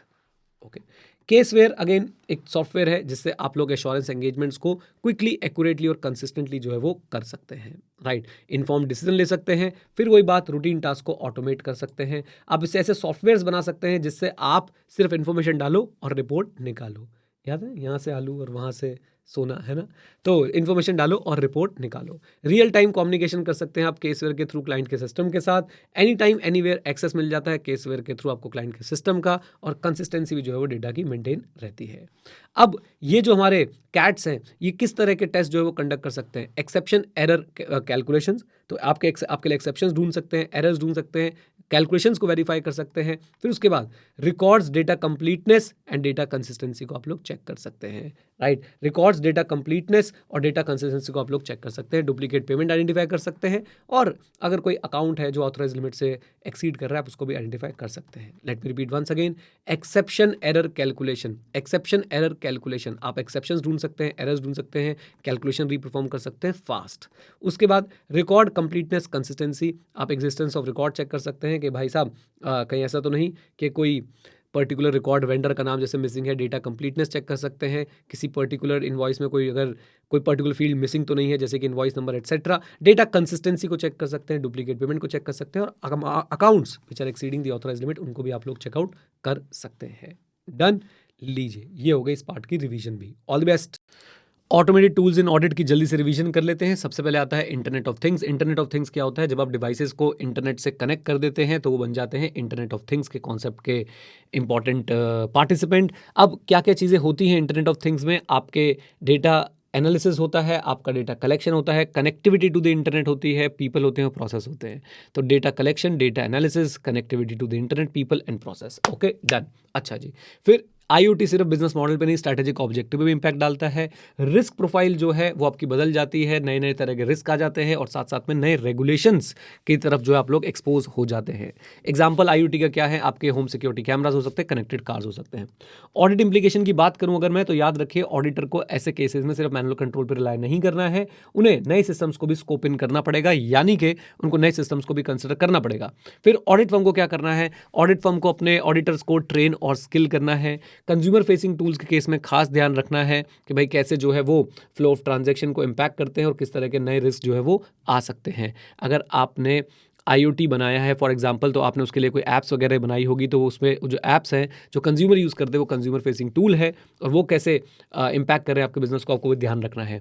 साथ साथ में ऑडिटर को क्या करना है, ऑडिटर को वॉल्यूम ऑफ ट्रांजैक्शन को भी कंसिडर करना है कि कितनी ट्रांजैक्शन हो रही हैं IoT पे, कैसे वो प्रोसेस हो रहा है और कैसे उससे रिलेटेड जो हमने कंट्रोल्स बना रखे हैं। ओके, कॉमन रिस्क क्या है, data hijacking, data siphoning, data breach, right. तो आप डिवाइस हाईजैकिंग बोल लीजिए या डेटा हाईजैकिंग बोल लीजिए, 3 हमारे ये हो गए कंप्लीट। या ऐसा कर लो, device hijacking, device theft, okay, ये 2 डिवाइस वाले, data siphoning, data breach 2 data वाले, और फिर डिनायल ऑफ सर्विस अटैक, वो हमें पता ही है कि ओवरवेलमिंग ना बोल के मैं बोलूँ कि हाई ट्रैफिक जो है आ जाता है, सिस्टम्स ओवरवेल्म्ड हो जाते हैं कि भाई साहब वो लोग रिस्पॉन्ड नहीं कर पाते हैं। चलिए, नेक्स्ट आता है हमारे पास आर्टिफिशियल इंटेलिजेंस। आर्टिफिशियल इंटेलिजेंस ऐसे सिस्टम्स हैं जो सोच सकते हैं और लर्न कर सकते हैं। मशीन और system that can learn and think, right. ये क्या यूज़ करते हैं, डेटा एनालिसिस को और एल्गोरिदम को यूज़ करते हैं। एल्गोरिदम क्या होता है, set of instruction, just like recipe book में आपको स्टेप बाय स्टेप इंस्ट्रक्शन दे रखी होती है कि ये रेसिपी कैसे बनानी है, वैसे एल्गोरिदम में आपको कैलकुलेशंस को लेके, कंप्यूटेशंस को लेके, प्रोसेसेस को लेके स्टेप बाय स्टेप इंस्ट्रक्शन जो है वो दे रखी होती है। एनीवेज, तो AI वो सिस्टम्स और मशीन्स हैं जो थिंक कर सकती हैं, लर्न कर सकती हैं। ओके, उसके बाद AI सिस्टम क्या यूज़ करते हैं, डेटा एनालिसिस और एल्गोरिदम यूज़ करते हैं डिसीजन मेकिंग के लिए। हाँ जी, डेटा एनालिसिस और एल्गोरिदम यूज़ करते हैं डिसीजन मेकिंग के लिए। और याद रखिएगा, ये अपने डिसीजन लेते हैं on the basis of pattern behaviour which are learned over time, right. Example में सेल्फ ड्राइविंग कार आप लोग बता सकते हैं, या फिर ऐसे आर्टिफिशियल इंटेलिजेंट बॉट बता सकते हैं जो आपको बेस्ट डील्स जो है वो चूज़ करने में हेल्प करते हैं, राइट। अच्छा जी, देन ऑडिट इंप्लीकेशन क्या है, आपको फ्लो ऑफ प्रोसेस जो है वो समझना है। आपको ये देखना है कि AI की एप्लीकेशन जो है वो कैसे इफेक्ट करती है एंटिटी के फ्लो को, राइट। फॉर एग्जाम्पल, अगर आप AI का यूज़ करते हैं फॉर क्रेडिट स्कोरिंग, तो आपको जानना है कि AI कैसे क्रेडिट स्कोरिंग करता है और उस क्रेडिट स्कोरिंग का क्या इम्पैक्ट आता है हमारे आगे की पूरी के पूरे प्रोसेस पे। ओके, देन उसके बाद सबसे पहले आपने लॉजिकल फ्लो देखना है और AI का इफेक्ट देखना है। अच्छा, देन उसके बाद आपने देखना है, जैसे कि हम लोग इंटरनल कंट्रोल में करते हैं, अंडरस्टैंडिंग एंड ऑपरेटिंग इफेक्टिवनेस। फिर हम लोग सेकंड स्टेज में क्या देखते हैं कि भाई एल्गोरिदम जो है वो इफेक्टिवली काम भी कर रहे हैं, नहीं वो इफेक्टिव है भी या नहीं, उनका जो आउटपुट है वो डिजायर्ड आउटपुट से मैच करता भी है या नहीं। देन आपको साइबर सिक्योरिटी रिस्क भी जो है वो मेंटेन करने हैं। क्यों? क्योंकि जब आप AI का यूज़ कर रहे होते हैं तो आपके पास बहुत सारी जगहों से डेटा आ रहा होता है और बहुत सारे एंट्री पॉइंट्स बन जाते हैं, तो आपको देखना है कि भाई वो सिक्योर है फ्रॉम साइबर अटैक्स और not. Okay, and last but not the least, आपको ये देखना है कि AI should be a part of decision making और AI should make the decision. बहुत फर्क है इसमें कि भाई एक में तो AI सारे डिसीजन ले रहा है और एक में AI जस्ट जो है एक पार्ट प्ले कर रहा है डिसीजन मेकिंग के अंदर। ओके, कॉमन रिस्क क्या है AI के लिए, पहला तो वही सिक्योरिटी, बहुत सारे डेटा पॉइंट से डेटा आ रहा है तो बहुत सारे वहाँ पे पोटेंशियल रिस्क बन जाता है, हर जगह से नए एंट्री पॉइंट्स बन जाते हैं अटैकर्स के लिए। इनएप्रोप्रिएट कॉन्फ़िगरेशन, यानी कि वही कि आपका एल्गोरिदम जो है वो गलत हो सकता है। फॉर एग्जांपल, AI का आप यूज़ कर रहे हैं मेडिकल इंडस्ट्री में मेडिकल कंडीशन को डायग्नोस करने के लिए, या मेडिकल कंडीशन को डायग्नोस करके उसके ऊपर फिर अपना रिकमेंडेशन देने के लिए ट्रीटमेंट की। अब ऐसी जगहों पे अगर AI की कॉन्फ़िगरेशन यानी कि एल्गोरिदम ख़राब है, राइट, तो उसमें क्या होगा, गलत रिकमेंडेशन जाएगी और वो बहुत हार्मफुल हो सकती है। एंड डेटा प्राइवेसी, येस, आप जब AI यूज़ करते हैं तो आपके पास बहुत सारा डेटा आता है लोगों का। सबसे पहले तो डेटा लेने के लिए आपके पास उनकी कॉन्सेंट होनी चाहिए और फिर उस डेटा को प्रॉपरली मैनेज करना भी एक रिस्पॉन्सिबिलिटी बन जाती है उनकी, जो आर्टिफिशियल इंटेलिजेंस के थ्रू डेटा कलेक्ट कर रहे होते हैं। ओके, क्विक रिवीजन कर लेते हैं ब्लॉकचेन की। ब्लॉकचेन क्या है, एक डिसेंट्रलाइज्ड डिस्ट्रीब्यूटेड लेजर है जिसके अंदर हम लोग इन्फॉर्मेशन को क्या करते हैं, स्टोर करते हैं थ्रू एनक्रिप्शन। ओके, यहाँ पे जितनी भी ट्रांजैक्शन होती है इनको वैलिडेट किया जाता है through the blockchain participants. Okay, इस तरह से वैलिडेट किया जाता है कि ऑलमोस्ट इरिवर्सिबल होता है, इसको ऑल्टर करना, इसको रिमूव करना ऑलमोस्ट इम्पॉसिबल होता है। राइट। अब बस ये दो मेन बातें थी कि डिसेंट्रलाइज डिस्ट्रीब्यूटेड लेजर होता है और इसमें इंफॉर्मेशन हम लोग एनक्रिप्ट करके स्टोर करते हैं। इसमें हम लोग जो ट्रांजैक्शन है उन्हें वैलिडेट करते हैं थ्रू ब्लॉकचेन पार्टिसिपेंट्स और वो अनऑल्टरेबल होती हैं। फिर उसके बाद सिर्फ इतनी बात बतानी है कि देखिए अभी इसको लेके एप्रीहेंशंस हैं, अभी इसको लेके रेजिस्टेंस है, लेकिन फिर भी इस टेक्नोलॉजी के यूज़ केसेस को जो है वो एक्नॉलेज किया जा रहा है। क्रिप्टो करेंसी इसका एक यूज़ केस हो सकता है, मनी ट्रांसफ़र को रिकॉर्ड करना इसका एक यूज़ केस हो सकता है, स्मार्ट कॉन्ट्रैक्ट्स इसका एक यूज़ केस हो सकता है। ऑडिट इंप्लीकेशन क्या है, आपको किन चीज़ों पे ध्यान रखना है? Governance and security of the transaction. ठीक है, ब्लॉकचेन में क्रिप्टोग्राफी यूज़ होती है, लेकिन उसके भी कुछ रिस्क फैक्टर्स उसके साथ एसोसिएटेड हो सकते हैं, जैसे कि अनऑथराइज एक्सेस ना कर ले कोई। इंटरेक्शन विद लीगेसी सिस्टम, आप अपने करंट सिस्टम के साथ जब ब्लॉकचेन को इंटरेक्ट करते हैं तो आपने देखना है कि वहाँ पे कोई लूप होल्स ना रह जाए, वहाँ पे कोई डेटा लीकेज ना रह जाए, वहाँ पे किसी तरह की कोई भी वल्नरेबिलिटी ना हो। और तीसरा, regulatory and legal compliance. Blockchain को लेके जो है अभी लॉज बहुत क्लियर नहीं है, दिन पर दिन जो है लॉज इवॉल्व कर रहे हैं, तो ऑडिटर को देखना है कि भाई हमारा क्लाइंट जो है वो रेगुलेटरी और लीगल और रेगुलेटरी कंप्लाइंस प्रॉपर्ली कर रहे हैं या नहीं कर रहे हैं विद रिलेशन टू ब्लॉकचेन। ऐसे 250 यहाँ पे आपको याद आना चाहिए। Okay, then common risk for blockchain technology, irreversibility of the transaction. आपने एक बार ट्रांजैक्शन कर दी, वो रिकॉर्ड हो गई, now it is irreversible. Okay, तो organisation has to ensure that they are not locked out, they have to plan for contingencies. Okay, आ जाइए। Then उसके बाद security concern with network nodes. Blockchain में बहुत सारे नेटवर्क नोड्स होते हैं, बहुत सारे ब्लॉकचेन पार्टिसिपेंट होते हैं, तो अटैक होने की संभावना भी जो है वो ज़्यादा रहती है। किसी भी नोड को अगर हैक कर लिया जाए तो वहाँ से अटैक किया जा सकता है, तो सिक्योरिटी कंसर्न्स वहाँ पे भी हमारे रहते हैं। तीसरी बात, अगर मैं एंटिटी की बात करूँ, फिर वही बात मैं रिपीट करूँगा जो मैंने ऑडिट कंसर्न में रिपीट करी थी, लीगल एंड रेगुलेटरी कंप्लाइंस। तो अभी रेगुलेटरी फ्रेमवर्क जो है वो इवॉल्व हो रहा है, and auditor has to ensure that entity is complying with the legal laws and legal laws and regulation, and the entity is also required to ensure that they are in line with the evolving regulatory landscape. Okay, NFT की बात करते हैं। NFT बोले तो आपके लिए unique है, unique होने के साथ साथ याद रखिए can not be replaced, can not be changed with one another, right. Unique है, कैन नॉट बी चेंज, इसे इसलिए बोलते हैं नॉन फंजिबल। फंजिबल वो होता है जिसको हम लोग रिप्लेस कर सकते हैं, जिसको हम लोग एक के बदले दूसरा रख सकते हैं। तो एनएफटीज आपके नॉन फंजिबल टोकन्स हैं, राइट। नॉन फंजिबल टोकन्स में क्या होता है, डिजिटल सिग्नेचर होते हैं। और एनएफटी किस लिए हम लोग करते हैं, कोई भी हम डिजिटल एसेट को ओन कर सकते हैं एनएफटी के फॉर्म में। कोई भी हम डिजिटल एसेट को ओन कर सकते हैं, कोई फोटो है, कोई वीडियो है, कोई सॉन्ग है, हम उसको ओन कर सकते हैं डिजिटल एसेट के फॉर्म में, राइट। अच्छा, एनएफटी में बेसिकली टोकन होता है जो आपकी ओनरशिप को रिप्रेजेंट करता है, उसे सिक्योर किया जाता है ब्लॉकचेन से, right. It can have only one official owner at a time. फिर से बोल देता हूँ, एनएफटी में बेसिकली टोकन होते हैं जो आपकी ओनरशिप को रिप्रेजेंट करते हैं, इसको सिक्योर किया जाता है ब्लॉकचेन से। It can have only one official owner at a time. Okay जी, चलिए, तो कोई इसके रिकॉर्ड्स को जो है वो चेंज नहीं कर सकता, कॉपी पेस्ट नहीं कर सकता है। की फीचर्स क्या है, डिजिटल एसेट है, यूनिक है और एक्सचेंज क्रिप्टो करेंसीज के थ्रू डिफरेंट वेबसाइट पे, स्पेशलिस्ट वेबसाइट पे किया जा सकता है। चैलेंजेस क्या है, ओनरशिप एंड कॉपीराइट कंसर्न है, राइट। सिक्योरिटी कंसर्न है, प्राइवेसी कंसर्न है, सिक्योरिटी रिस्क हो गया, मार्केट अभी वाइड नहीं है, ऑनलाइन फ्रॉड जो है वो हो सकता है। तो फिर से एक बार बोल देता हूँ, ownership and copyright, security risk, market is not that wide and online frauds. Auditor को क्या ध्यान रखना है, सेफ्टी ऑफ टोकन को वेरीफाई कर सकता है, कॉन्ट्रैक्ट्स की वैलिडिटी को वेरीफाई कर सकता है, डेटा प्राइवेसी के लॉज से कंप्लाइंस चेक कर सकता है, और साइबर थ्रेट को लेके क्या क्या वो कंट्रोल बना रहे हैं इसको चेकआउट कर सकता है। डन, चलिए जी। ओके, तो सबसे पहले हम लोग रिवाइज करते हैं आरपीए में। आरपीए को रिवाइज करते हैं। आरपीए में कॉन्सेप्ट है, ऑडिट इंप्लीकेशन है और कॉमन रिस्क है। तो कॉन्सेप्ट क्या है, रिपीटेटिव प्रोसेस का ऑटोमेशन कर देना। रिपीटेटिव प्रोसेस का ऑटोमेशन कर देना by using the technology is known as what, RPA, right. इससे क्या होता है, एफिशिएंसी बढ़ जाती है, कस्टमर का एक्सपीरियंस बढ़ जाता है और इंटरनल कंट्रोल्स अच्छे हो जाते हैं। 3 एरियाज में कॉन्ट्रीब्यूट करता है RPA, process efficiency, customer experience and internal controls, right. फिर आरपीए में होता क्या है, ये बेसिकली हम जो बॉट्स बनाते हैं वो इंटरैक्ट करते हैं सिस्टम के साथ वैसे ही जैसे ह्यूमन बीइंग इंटरैक्ट करते हैं सिस्टम के साथ। बट फायदे क्या क्या रहते हैं कि भाई वो around the clock non stop interact कर सकते हैं, ज़्यादा तेज़ इंटरैक्ट कर सकते हैं, 100% रिलायबिलिटी और प्रिसिशन के साथ जो है वो इंटरैक्ट कर सकते हैं। ऑडिट इंप्लीकेशन क्या है, ऑडिटर आरपीए प्रोसेस को समझेगा, सोर्स कोड को रिव्यू करेगा और अपनी फेमिलियरिटी बढ़ाएगा आरपीए टूल से। तो आरपीए क्या करते हैं, अब समझ लीजिएगा इस पॉइंट को जल्दी से। तो आरपीए को समझेगा, आरपीए प्रोसेस को समझेगा, आरपीए डेटा को एक्सट्रैक्ट करते हैं, एग्रीगेट करते हैं, सैनिटाइज करते हैं, क्लीन करते हैं। ऑडिटर को भी इन प्रोसेस को समझना पड़ेगा, तभी वो अच्छे से ऑडिट कर पाएगा ऐसी एंटिटीज़ का जहाँ पे आरपीएस यूज़ होते हैं।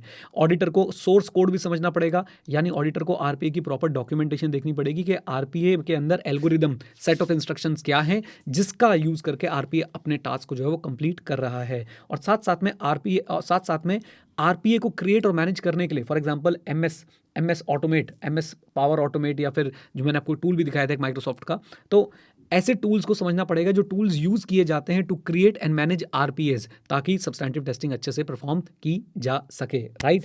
अच्छा जी, अब ऑडिटर क्या कर सकता है? ऑडिटर लॉग्स देख सकता है, कॉन्फ़िगरेशन देख सकता है और एक्सेस कंट्रोल्स देख सकता है कि भाई आरपीए के टूल्स का जो है लॉग, आरपीए के टूल्स की कॉन्फ़िगरेशन क्या है और आरपीए के टूल का एक्सेस जो है वो किसके पास है।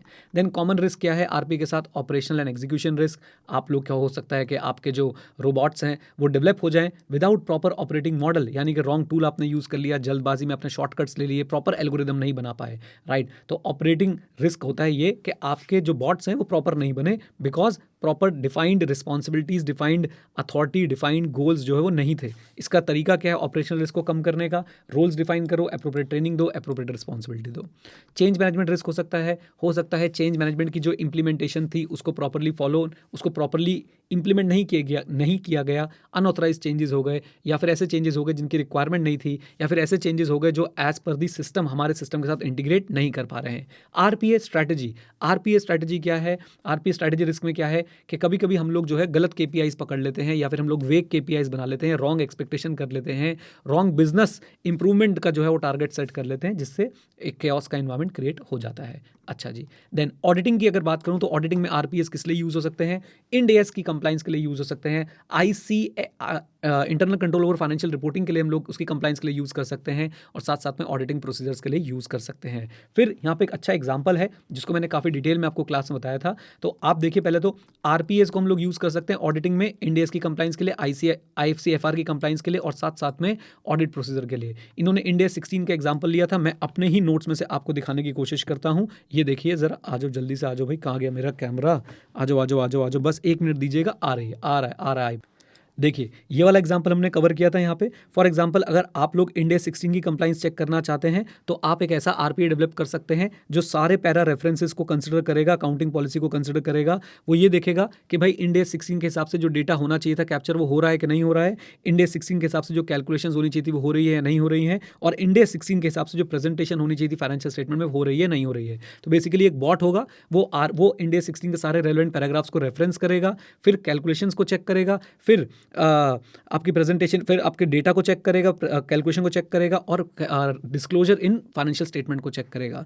फिर उसके बाद याद रखिए यूजिंग आरपीए फॉर आईएफसीएफआर कंप्लाइंस, तो आप एक बॉट बना सकते हैं जो ये देख सकता है कि भाई साहब आईएफसीएफआर यानी कि जो प्रोसेस है of identifying, recognising, measuring, depreciating and disclosing PPE, ये जो प्रोसेस बना के रखा है इससे रिलेटेड जो इंटरनल कंट्रोल है वो ढंग से काम कर रहे हैं या नहीं कर रहे हैं। फिर आप आरपीए को यूज कर सकते हैं for audit procedure such as verification of existence and ownership of PPE. PPE क्या है? आपका अकाउंट बैलेंस है, ईआरसीवी चेक होनी है। एक बॉट बन सकता है जो क्या कर सकता है, एग्जिस्टेंस और ओनरशिप को जो है वो चेक कर सकता है। देखिए कैसे, मैंने यहाँ पे बहुत डिटेल में आपको पढ़ाया था। आप क्या करेंगे, सबसे पहले आप एक बॉट बनाएंगे जो क्या करेगा, डॉक्यूमेंट्स को एक्सेस करेगा, फिर वो उन डॉक्यूमेंट्स को क्रॉस रेफरेंस करेगा अगेंस्ट द अकाउंटिंग रिकॉर्ड, फिर वो उन डॉक्यूमेंट्स को क्रॉस रेफरेंस करेगा अगेंस्ट द अकाउंटिंग रिकॉर्ड। इससे क्या हो जाएगा, एग्जिस्टेंस और ओनरशिप जो है वो कंफर्म हो जाएगी। ऐसे ही आप बॉट के थ्रू जो है वो क्या कर सकते हैं, वाउचिंग भी कर सकते हैं, वेरिफिकेशन भी कर सकते हैं, एनालिटिकल प्रोसीजर भी जो है वो आप लोग कर सकते हैं। डन, लीजिए, तो ये हो गया आरपीएस को कैसे आप लोग जो है वो ऑडिट में यूज़ कर सकते हैं। आइए ज़रा मेरे साथ और चलते हैं अब आगे। इसके बाद बच्चों कंट्रोल कंसिडरेशन वाला जो टॉपिक है ये हमने पहले ही कवर कर लिया था उन्हीं टॉपिक्स के साथ। हाँ, ये की steps for auditor in changing technology environment मैंने आपको अलग से पढ़ा दिया था। इसके अंदर क्या है, ऑडिटर को प्रोफेशनल स्केप्टिसिज्म मेंटेन करना है over managements risk assessment for the new technology. Okay, फिर सेकंड में ऑडिटर को देखना है कि एक नई टेक्नोलॉजी का क्या डायरेक्ट और इनडायरेक्ट इंपैक्ट हो सकता है। फॉर एग्जांपल अगर मैनेजमेंट बॉट यूज कर रही है तो उसका क्या डायरेक्ट इनडायरेक्ट इंपैक्ट हो सकता है, मैनेजमेंट क्लाउड स्टोरेज यूज कर रही है उसका क्या डायरेक्ट इनडायरेक्ट इंपैक्ट जो है वो हो सकता है, और कैसे इससे मेरी रिस्क असेसमेंट पे जो है इंपैक्ट आ सकता है। तो प्रोफेशनल स्केप्टिसिज्म एक्सरसाइज करना है, डायरेक्ट इनडायरेक्ट इंपैक्ट देखना है एंटिटी पे और रिस्क असेसमेंट पे, और फिर ये देखना है कि टेक्नोलॉजी कैसे ट्रांजैक्शन को इंपैक्ट कर रही है, कैसे आईसीएफआर को इंपैक्ट कर रही है, and again I have to respond or design my response in accordance with the assessed risk. Okay, तो आपने देखना है कि भाई मैं appropriate response जो है बना पाऊँ considering the effect of technology on flow of transaction on IFC-FR. And finally हम लोग देखेंगे मैनेजमेंट के प्रोसेस पे भी हम लोग नजर रखेंगे, मैनेजमेंट कैसे सेलेक्ट करती है, ऑपरेट करती है, मेंटेन करती है, डेवलप करती है controls related to the technology, यानी entities wrap, element of internal control environment में एंटिटीज रैप ओवर टेक्नोलॉजी पे भी हम लोग जो है वो ध्यान देंगे। Okay, all the best. लो जी, डिजिटल एश्योरेंस की लास्ट क्लास आपको जल्दी से रिवाइज करा देता हूं। टेक्नोलॉजिकल एडवांसेस इन ऑडिट में क्या आ रहे हैं, अब क्या एक्सपीरियंस कर रहे हैं ऑडिट में टेक्नोलॉजिकल एडवांसेस। सिंपल सी बात है, ड्रोन्स आ रहे हैं, एआर आ रहा है, वीआर आ रहा है। ड्रोन से स्टॉक काउंट कर सकते हैं, एसेट्स की कंडीशन को इवैल्यूएट कर सकते हैं क्योंकि उनपे सेंसर इक्विप्ड कैमराज लगे होते हैं। क्यूआर कोड की टेक्नोलॉजी को इसके साथ इंटीग्रेट करके आप ऑडिट में फास्टर, एक्यूरेट और कॉम्प्रिहेंसिव रिजल्ट्स पा सकते हैं। फिर से stock count, asset evaluation, sensor equipped cameras, QR code technology integration, faster, accurate and comprehensive result. Augmented reality क्या होता है, मैंने आपको क्लास में दिखाया भी था कि कैसे अगर आपको कोई चीज़ खरीदनी होती है तो आप उसको अपने घर में पहले रख के देख सकते हैं कि फिट आ रहा है कि नहीं आ रहा है। तो यहाँ पे डिजिटल एलिमेंट्स को रियल वर्ल्ड के साथ जो है वो मिक्स कर दिया जाता है। एग्जांपल में आईसीए ने पॉकेमॉन गो का एग्जांपल दिया है, जहाँ पे जो है यूजर्स या फिर प्लेयर्स जो है वो डिजिटल क्रिएचर्स को कैच करते थे रियल लाइफ इन्वायरमेंट के अंदर। अच्छा जी, देन वर्चुअल रियलिटी की बात करते हैं। ये एक इमर्सिव डिजिटल इन्वायरमेंट होता है जो रियल वर्ल्ड को रिप्लेस कर देता है। आप जो है इन वर्चुअल एक्सपीरियंसेस के अंदर खो जाते हैं, जैसे कि for example simulated flying, you will feel that you are actually in the sky and flying the airplane, right. आपके पास वीआर हेडसेट होता है, आपको विजुअल, ऑडिटरी और सेंसरी सिमुलेशन जो है वो मिलती रहती है। आ जाओ जी। Then augmented and virtual reality examples कहां कहां पे यूज होते हैं, आर्किटेक्चर में, बिजनेस में, हेल्थ में। विजन प्रो हेडसेट का ऐसे ही जबरदस्ती आईसीए ने इंट्रोडक्शन दे दिया था, बट कोई बात नहीं। आर्किटेक्चर एंड इंजीनियरिंग की अगर मैं बात करता हूं तो क्या करेंगे वहां पे, आप बिल्डिंग्स को पहले से विजुअलाइज कर सकते हैं कंस्ट्रक्शन से पहले। आप डिजाइन एक्यूरेसी अच्छी आएगी और साथ साथ में क्लाइंट प्रेजेंटेशन भी बढ़ जाएगी। बिजनेस सेक्टर मैंने आपको बताया कि प्रोडक्ट रिव्यूज और मार्केटिंग स्ट्रेटजी में हेल्प करता है। हेल्थ सेक्टर में सर्जन्स को हेल्प करेगा, vital data during the procedure उनको मिल सकता है, वर्चुअल एक्सरेज वगैरह किए जा सकते हैं। विजन प्रो हेडसेट एप्पल की लेटेस्ट ऑफरिंग है, लगभग आप लोगों को जो है इंडिया में आते आते मुझे लगता है 4-4.5 लाख का हो जाएगा। उसके अंदर डायल होता है जिससे आप लोग जो है स्विच कर सकते हैं augmented and full VR mode के अंदर, जिससे आपका यूजर एक्सपीरियंस बढ़ जाता है। बेसिकली एक ऑगमेंटेड रियलिटी हेडसेट है, आई शुड करेक्टेड, एक वर्चुअल रियलिटी हेडसेट है जिससे आप लोगों को रियल और डिजिटल वर्ल्ड का क्या मिलता है, एक ब्लेंड जो है वो मिल जाता है। ऑल्दो आईसीए ने यहाँ पे ऑगमेंटेड रियलिटी ही लिखा हुआ है, बट मैं आपको बता रहा हूँ कि वर्चुअल रियलिटी हेडसेट है, एक्चुअली मिक्स्ड हेडसेट है, बट प्राइम फेसी अगर कोई मिलेगा तो आपको वर्चुअल रियलिटी हेडसेट ही बोलेगा। एनीवेज चलिए, अब बात करते हैं मेटावर्स की। मेटावर्स क्या है, एक 3D डिजिटल स्पेस है, इसमें टेक्नोलॉजीज कंबाइन होती है लाइक एआर, वीआर, इंटरनेट। एक टेक्नोलॉजी और लिख लो, आर्टिफिशियल इंटेलिजेंस। इसके बिना कैसे काम चलेगा, आ जाओ भाई लिखने दो मुझे, आर्टिफिशियल इंटेलिजेंस। तो इस तरह की टेक्नोलॉजी जो है इसमें कंबाइन की जाती है for life like online experience. आपको एक वर्चुअल वर्ल्ड में लाइफ लाइक एक्सपीरियंस देने के लिए एक डिजिटल स्पेस बनाया गया है जिसमें ये टेक्नोलॉजीज यूज की गई हैं।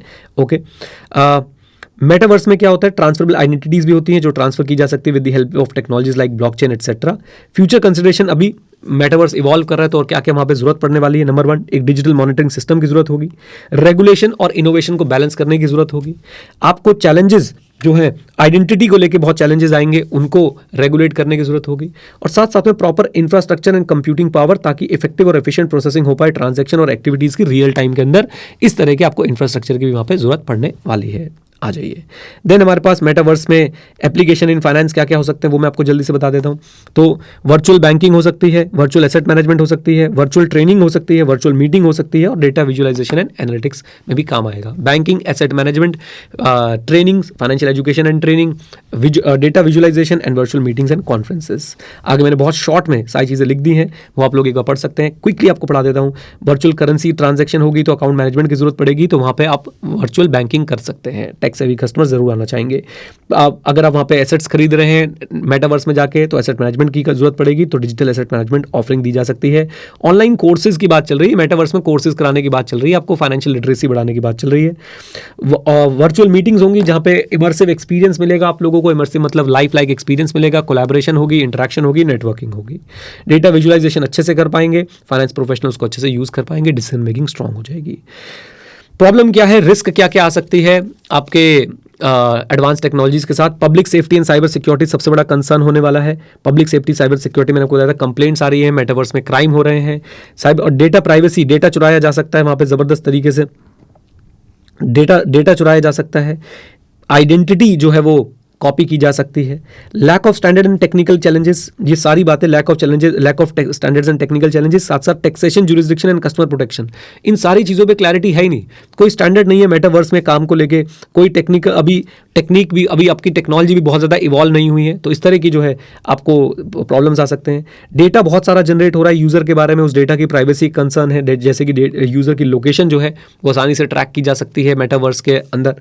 Then taxation, jurisdiction and customer protection, इसको लेके क्लैरिटी नहीं है कि भाई टैक्स कहाँ जाएगा मेटावर्स में जो आप काम करेंगे उससे, जुरिसडिक्शन कौन सी लगेगी, कस्टमर प्रोटेक्शन के लिए कहाँ भागेंगे, and regulatory and audit controls. तो रेगुलेशंस स्ट्रांग चाहिए, कंट्रोल्स स्ट्रांग चाहिए, अगेन इन्हीं चीज़ों को लेके प्राइवेसी, डेटा सिक्योरिटी, गवर्नेंस को लेकर स्ट्रांग कंट्रोल्स चाहिए, और साथ साथ में रेगुलेशंस भी अभी जो है वो वीक हैं और उनको स्ट्रांग बनाना है। लीजिए, ये आपका पूरा का पूरा चैप्टर रिवाइज भी यहाँ पे हो जाता है। All the best.